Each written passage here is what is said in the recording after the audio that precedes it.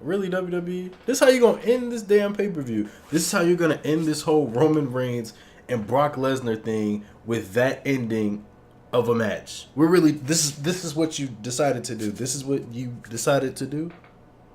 Okay. Anyways, what is up, YouTube? It's your boy The Walk 71, replace Day with a 4, and I'm here with my WWE SummerSlam review for you guys. Now give me 1 second. Let me pull up the results off of Wrestling Inc. so I can have some more stuff to refer to.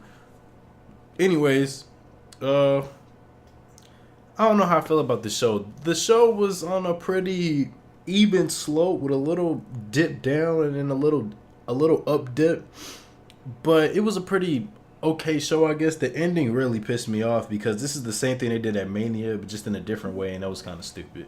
But anyways, let's go from the pre-show. We had Andrade Cien Almas and Zelina Vega versus Lana and Rusev in a mixed tag team match. I was not paying attention to this match. I barely caught the ending of it when Lana had got hit with a roll-up from Zelina Vega for the win. So whatever, it was only like 20 people in the arena, so I don't care. So then the next match we got on the pre-show was the WWE Cruiserweight Championship matches. We had Drew Gulak go against the champion, Cedric Alexander. This match was actually okay. It wasn't that bad. Drew Gulak was able to do things where he would catch Cedric Alexander out of nowhere with the submission, like when Cedric Alexander would try to go for his handstand kick, you know when he flips and then kicks the person in the face. Well, he caught him with the ankle lock, or how he would hit the gulak. What does he call it? The gulak or some shit like that. He'd do it on the ropes, all kind of stuff like that. But the ending of it consisted of both men trading near falls and roll ups, and then eventually Cedric Alexander won with his roll up. I guess. Boom. Cedric is still cruiserweight champion. Jesus Christ. This is where SummerSlam took a dip. We had the Raw Tag Team title matches. We had the Revival versus, I know this is weird, the Raw Tag Team Champions, the B Team. I was about to say Cedric Alexander, Curtis Axel, and Bo Dallas. This match was pretty much a nothing match. The Revival hit the Shatter Machine at the beginning. They were working on body parts, doing the Revival stuff. Then we get to the end of the match where Scott Dawson does I think it's the schoolboy. He did a schoolboy. No, was it a small package or a school? One of them wonky pins. So then the referee gets distracted. Dash Wilder puts Bo Dallas's neck on the rope, and Bo Dallas falls backwards and he trips over the pin to where it was Curtis Axel pinning Scott Dawson. The referee counted 1, 2, 3, and the B Team retained the titles. Yep, that's how we do things over here in WWE, I guess. Anyways, we open up the show with the WWE Intercontinental Championship matches. We had Seth Rollins go against the Intercontinental Champion Dolph Ziggler, where Dolph Ziggler has Drew McIntyre and Seth Rollins has the returning Dean Ambrose in his corner. Dean Ambrose came out first, actually, and he had the shield jacket on, like a shield vest, but like a tank top on, some jeans. Looked like a prison type dude or whatever. Funny part is, if you listen to Salamanca Sounds Off, a great wrestling podcast, I suggest you listen to it. He was describing Dean Ambrose. He was like, I don't want this lunatic Dean Ambrose. I want this don't drop the soap prison Dean Ambrose. And that's what Dean Ambrose looks like. He looks like a prison dude to kill you. So this match, I feel like this feud was over last month at Extreme Rules, but now it's going to continue now since Seth Rollins won the title. So I really wasn't invested in this match, I guess. I was watching it. It was cool. When we got to the ending of it, it started picking up. Like Seth Rollins had hit it was like, I guess, a callback to one of his old moves. Basically, it's like a reverse Falcon Arrow thing he used to do or whatever, but it was, I don't know how to explain it. You just gotta see for yourself. That was pretty cool. Dolph Ziggler had a super kick, and they did the zigzag spot where he fakes it, and then eventually he hit a zigzag off of Drew McIntyre's distraction. Eventually Dean Ambrose had hit the Dirty Deeds on Drew McIntyre on the outside. Ziggler was about to go for a super kick. Seth Rollins super kicks Dolph Ziggler, hits the curb stomp. 1, 2, 3. Seth Rollins retains. I mean, not retains. He wins the WWE Intercontinental Championship. And honestly, I love Seth Rollins. Seth Rollins is one of my favorite wrestlers in WWE right now. He did not deserve to win this title. He should not have won this title. I don't know, man. I don't hate the fact that Seth Rollins won, but this feud has ran its course, and I felt like the perfect way to end it would have been last month at Extreme Rules in the Iron Man match. Now this is going to continue. They're probably going to have a Hell in a Cell match next month, and then something else. I thought maybe Dean Ambrose would do the heel turn. Now, I'm one of the people that weren't really trying to have Dean Ambrose do the heel turn because it's so obvious right now. I think they should wait it out a little bit. But yeah, that's how I feel about it. That's how I feel about this whole situation. So after that, we got the Bludgeon Brothers defending their SmackDown Tag Team Championships against the New Day in a match that I was half paying attention to. I mean, it wasn't that much.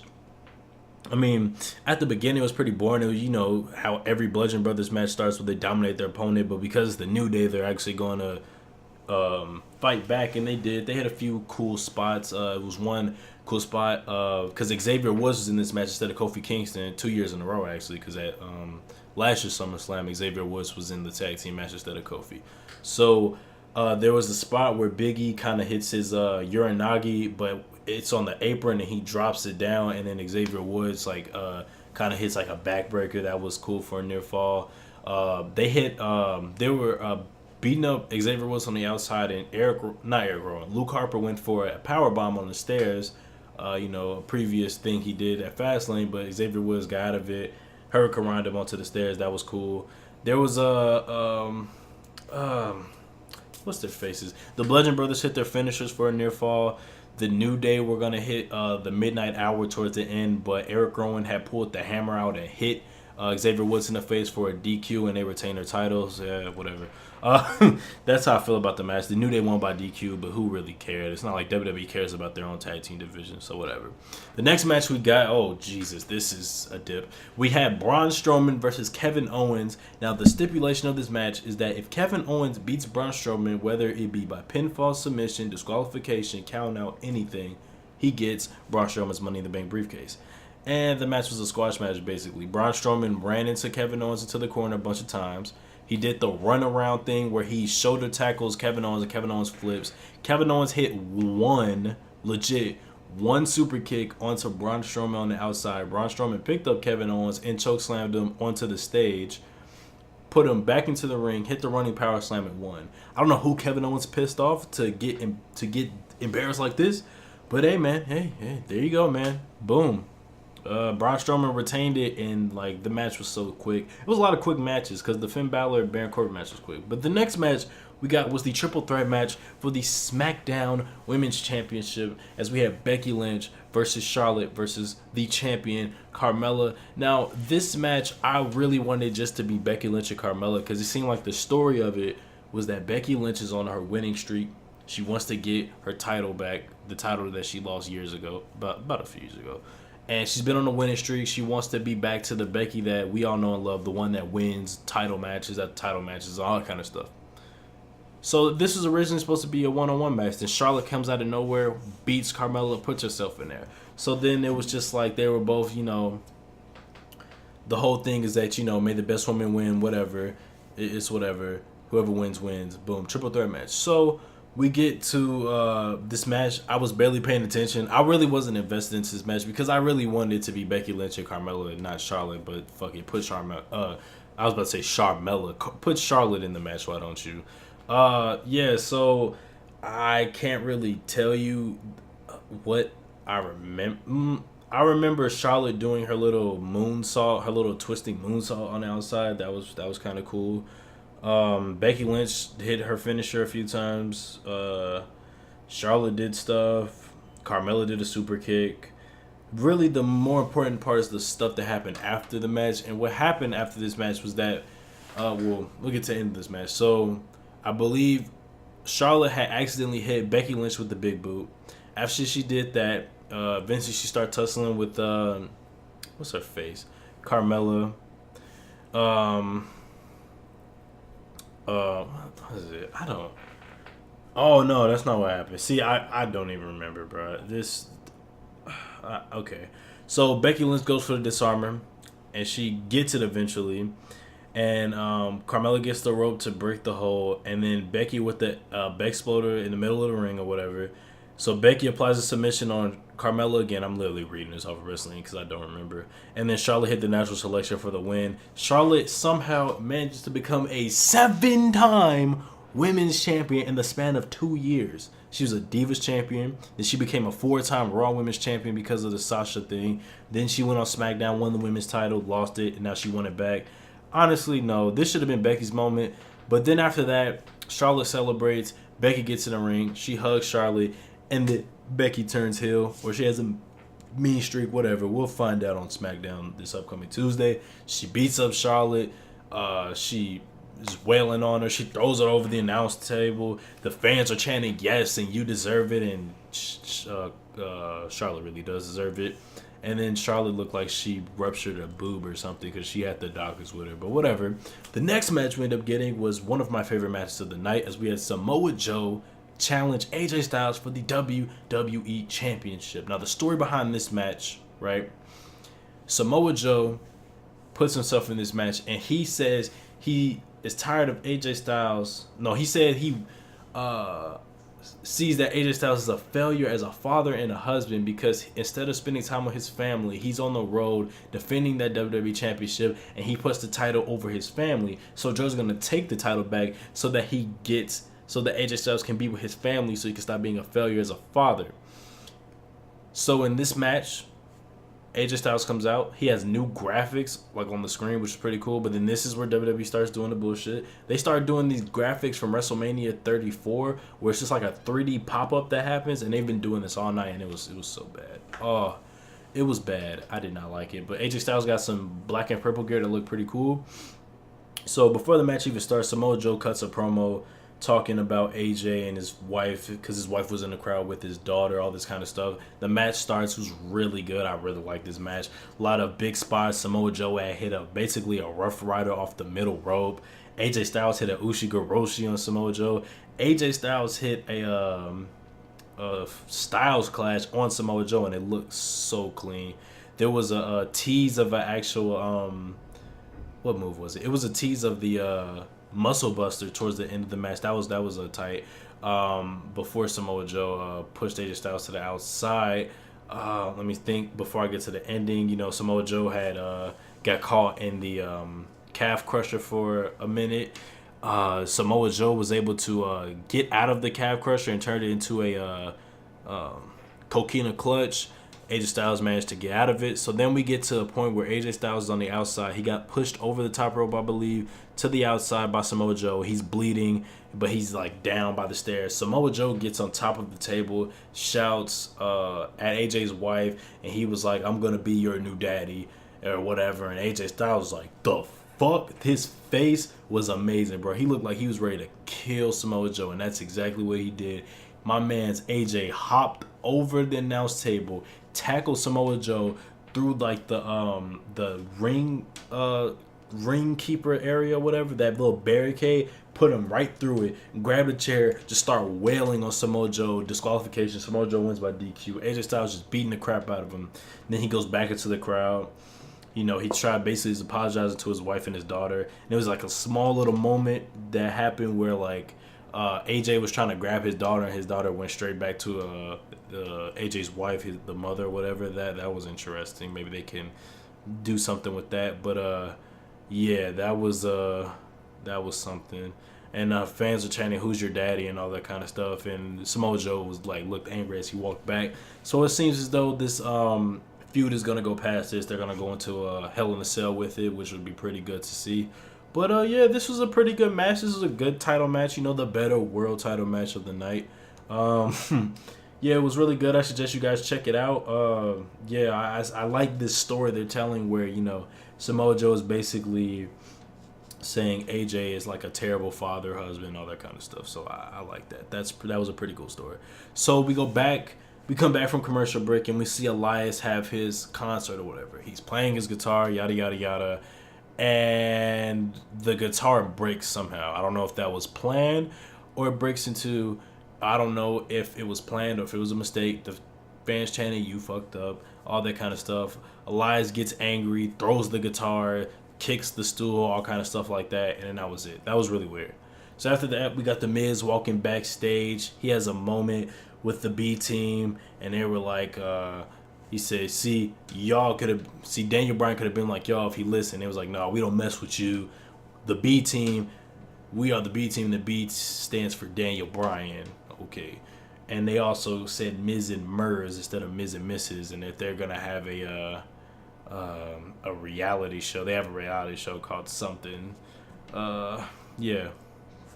B team is still a thing somehow. So we get to another good match between Daniel Bryan and The Miz. A really, really good match. I like this match because of the different stories it told and the different things that happened in this match. We saw Miz actually try to get technical with Daniel Bryan because Daniel Bryan has always said he's a better wrestler, so Miz wants to prove himself. Miz does a surfboard to Daniel Bryan before Daniel Bryan escaped it easily. Miz did a cravat lock, you know, the lock was like kind of like an RKO position, but he locked it and he was actually doing stuff. Daniel Bryan kicked the crap out of Miz's chest. If you see the Miz's chest, it looks kind of like Daniel Bryan's chest at Greatest Royal Rumble where it's all beat up because Daniel Bryan was kicking the crap out of the Miz, and the Miz even was start doing the yes kicks, and Daniel Bryan actually was like, you know what, fuck you, and he started leaning his chest in and was like, yeah, keep kicking me. He caught the Miz's leg and started slapping him like a bunch of times. There was a spot where Daniel Bryan went face first into the either the top turnbuckle or the ring post, and the Miz hit the Skull Crusher finale for a near fall. There was Daniel Bryan had start kicking Miz right by the ring post. Eventually, Miz moved out the way, and Daniel Bryan kicked the ring post, messing up his legs. So then the Miz started doing the figure four onto Daniel Bryan. Eventually, Daniel Bryan started punching Miz, got out of it, reversed it, you know, and then you know what happens when a person reverses the figure four. It turns into a submission on the person. So after that, Daniel Bryan went for the yes lock, but the Miz got out of it eventually. And then we get to the ending of the match where basically Daniel Bryan throws the Miz out of it. I think he throws the Miz into Maurice, where eventually Maurice hands the Miz a brass knuckle. He puts a brass knuckle on. Daniel Bryan goes for the suicide dive. The Miz straights, clobbers Daniel Bryan with the brass knuckles, gives it back to Maurice. 1, 2, 3. The Miz wins the match. It was a really good match. I suggest you check out. If you don't want to watch any other match from the show, watch Joe and AJ and The Miz and Daniel Bryan. 2 SmackDown matches, by the way. Anyways, after that, The Miz celebrated with Maurice, all that kind of stuff, and you know, yeah, it was a good match. I really liked it. So one interesting part they did to hype up the WWE Super Showdown event in Australia in October, they showed a video promo for Triple H and The Undertaker, basically saying all legends have to die someday, even though that was the whole purpose of their feud before, but now they want to bring it back, whatever. Anyways, we got Constable Baron Corbin versus Finn Balor, who randomly came out as the Demon, sticking his tongue out all stupid. Baron Corbin's face the whole time was that he was like shocked or whatever, and so Finn Balor just started beating the crap out of Baron Corbin. Drop kicks to the corner, drop kicks to the outside, all kind of stuff. Eventually, he hit the coup de grace, won the match, and yeah, Finn Balor was sticking his tongue out, all kind of crazy. It was ridiculous. He went from smiling to sticking his tongue out. He's probably gonna go back to smiling tomorrow on Monday Night Raw. Anyways, after that, we had Daniel Bryan, Brie Bella segment, whatever. I could care less. So the next match we had, I legit forgot about this match. I thought we was going to go straight to the Raw Women's title match, but we went to the WWE United States Championship match as we have Jeff Hardy trying to get his title back against Shinsuke Nakamura. Shinsuke Nakamura entrance was nice. Jeff Hardy entrance was nice. This match was actually kind of funny at the beginning because both men were trying to copy each other, like Shinsuke started trying to do the delete chants after Jeff Hardy did it. Then eventually Jeff Hardy started doing the Shinsuke stuff where he was like doing a little Michael Jackson type walk and he did the come on and all that kind of stuff. And it made me think Jeff Hardy's back on them drugs. But anyways, the match was it was solid. You know, both men did what they needed to do, I guess. Jeff Hardy hit Whisper in the Wind. Shinsuke did the strong styles type stuff. Then we get to the end of the match and Jeff Hardy hits the Swanton Bomb for a near fall. Then he takes off his vest, has Shinsuke on the apron, goes for the Swanton Bomb. and Shinsuke moves off of the apron. So Jeff Hardy legit hits the Swanton bomb onto the apron, messing his back up. Jeff Hardy's like 40 something. Why is he doing this to himself? Shinsuke puts Jeff Hardy back in the ring, hits a Kinshasa, 1, 2, 3, retains. Then after that, Randy Orton came out.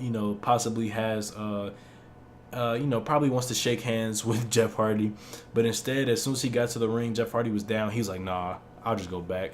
And that was that. So after that, we got to the Raw Women's Championship match. We had Ronda Rousey and Alexa Bliss. So first we had Natalya show up. She had her father's jacket on because her father, Jim the Anvil Neidhart, passed away. Rest in peace to the GOAT. I said the GOAT, the legend. She had his jacket on. Then Ronda Rousey came out. No. Alexa Bliss came out first. Then Ronda Rousey came out with the worst type of makeup somebody has ever. I don't know. Like the makeup artist just said, "Fuck it. I'm just gonna fucking. Here you go." Fucked her shit all the way up. That shit was hilarious. So the match was pretty much 100%, 0%, as in 100% Ronda Rousey, 0% Alexa Bliss. And honestly, this is the match I kind of wanted, I guess, because you can't have Alexa Bliss carry the match when Ronda Rousey needs to be carried. It's usually Alexa Bliss usually gets carried and then she does whatever she needs to do in a match and she'll usually win. But she can't carry no damn match. Alexa Bliss is not that good to carry a match. I'm sorry to break it to you. So Ronda Rousey was just beating the shit out of her. She was punching her. She hit her little swinging Samoan drop or whatever. Alexa Bliss tried to run around. She hit Ronda Rousey. Ronda Rousey was like, okay. So then she did the slam again, start punching her, all that kind of stuff. Then eventually did her little arm thing. And because Alexa Bliss is double jointed, they decided to use it to her advantage. So it looked like she was trying to pop Alexa Bliss's arm out of its socket, and it looked nasty. It looked kind of nasty, nasty, coolish way. Then eventually she hit the arm bar, tapped out. Ronda Rousey is the new Raw Women's Champion.